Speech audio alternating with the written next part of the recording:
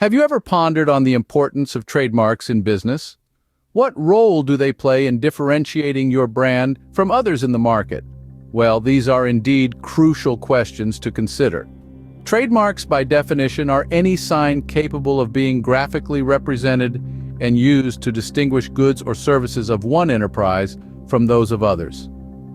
These can take the form of letters, words, names, signatures, shapes, colors, sounds, scents, and more.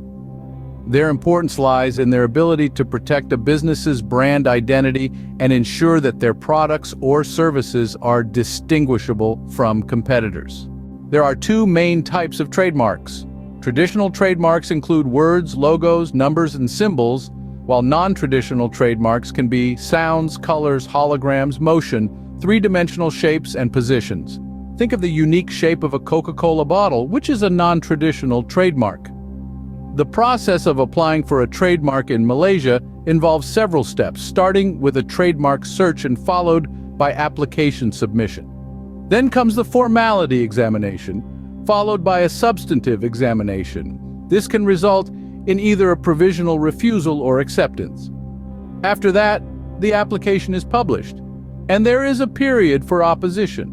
Finally, if everything goes well, registration occurs and a certificate is issued.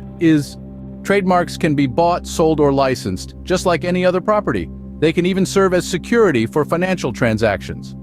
There are also rules regarding shared ownership and use of trademarks. The Malaysian Trademarks Act 2019 outlines several offenses related to trademarks, including counterfeiting, unauthorized use, and falsification.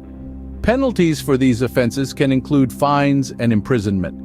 The Act also grants enforcement powers to authorities for investigation and enforcement. However, not all trademarks can be registered. There are absolute grounds for refusal of registration, such as lack of distinctiveness, descriptiveness, and signs that are generic or customary in trade. There are also relative grounds for refusal, such as the likelihood of confusion with earlier marks and similarity to existing trademarks. To illustrate the application of the Malaysian trademark laws, consider the case of McDonald's Corporation v. McCurry Restaurant, KL Stinbeed. McDonald's sued McCurry for trademark infringement, but the court ruled in favor of McCurry, stating that there was no evidence of confusion among the public. Lastly, there's a special category for widely recognized trademarks, known as well-known marks.